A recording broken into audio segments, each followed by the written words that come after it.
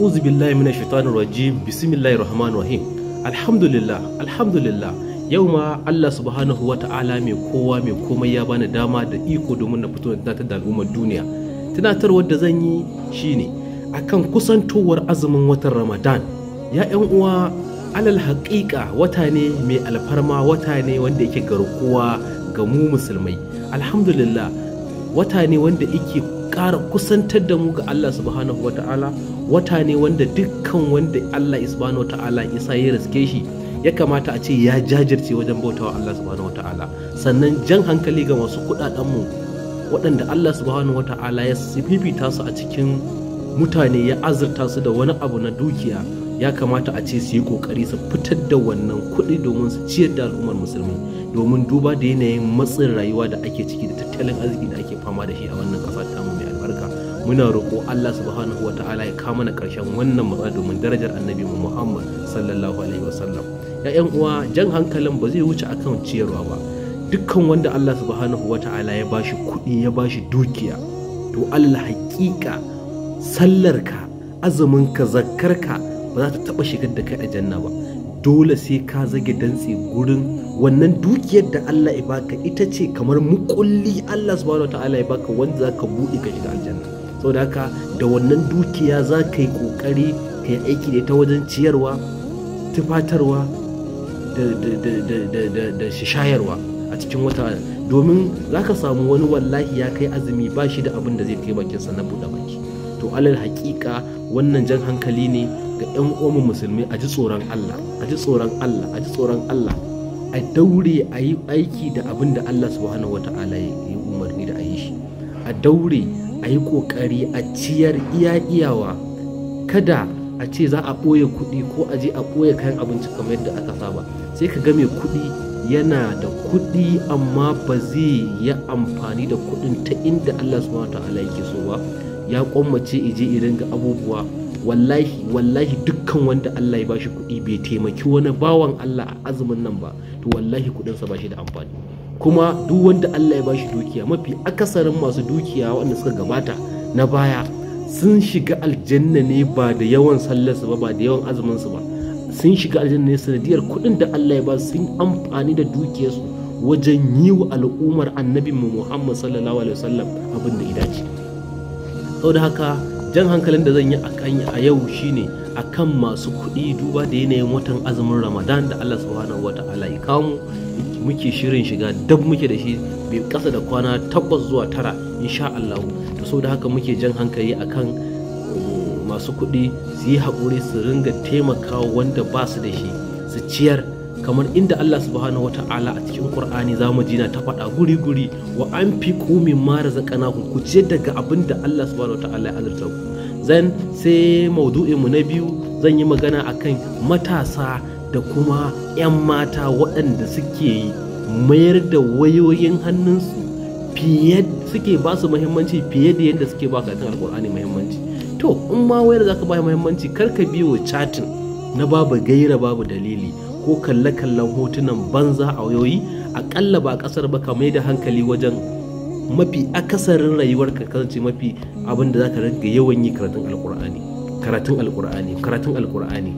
alkur'ani, zikiri, salloli. Wannan shine abin da ya kamata.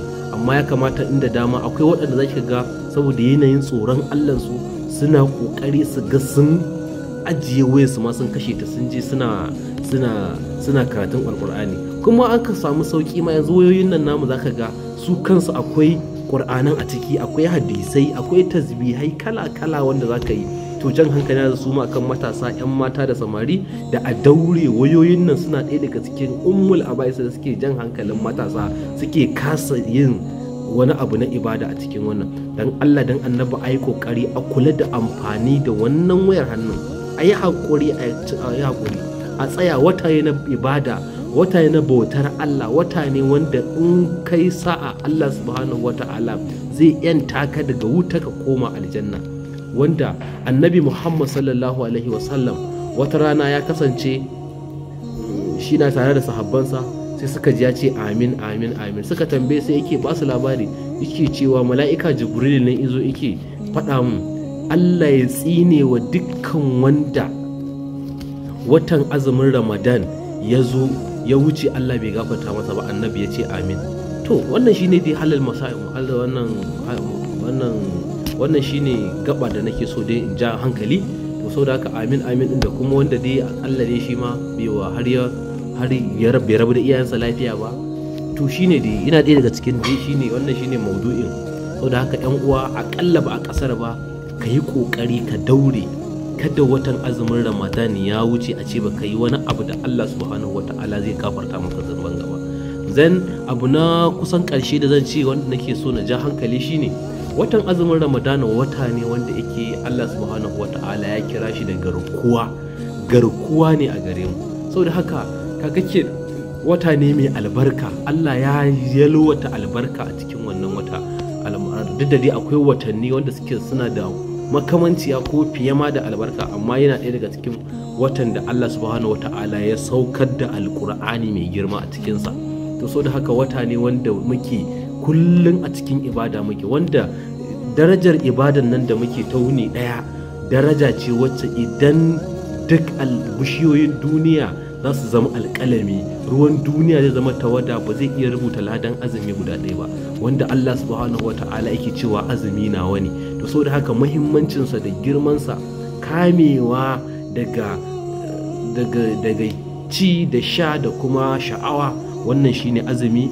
Zan a watan ƙarshe kuma a goman ƙarshe, idan Allah subhanahu wata'ala ya kai mu, akwai addu'ar da annabi Muhammad sallallahu alaihi wasallam ya ba mu shawara mu ringa yawan yin ta, ita ce Allahumma innaka afuwun tuhibbul afwa fa'fu anna. Yawwa, Allah kai mai afuwa ne, kana kaunar afuwa, Allah kai mana afuwa.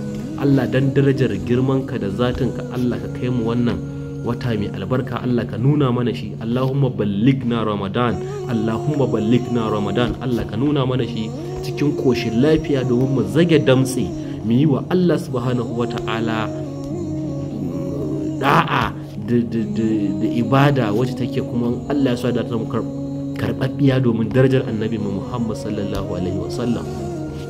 Alhamdulillah, wannan shine jan hankali da nake so na yi a daidai wannan lokaci. Ina fata Allah subhanahu wata'ala ya sa wannan jan hankalin da ya isa ga al'umma domin darajar annabi Muhammad sallallahu alaihi wasallam. Domin kamar inda Allah subhanahu wata'ala yake cewa fa zakir fa inna zikra tanfa'ul mu'minin, ka tunasar domin ita tunatarwa babu wanda ke amfana su. Muna fata Allah ya sa wannan kira da muka yi, Allah ya sa ya kai ga inda muke so ya kai. Allah ya sa masu kuɗinmu kuma su ji, Allah ya sa su yi aiki da abin da muka gaya musu. Allah mu ma Allah ka shirye mu domin darajar annabi Muhammad sallallahu alaihi wasallam.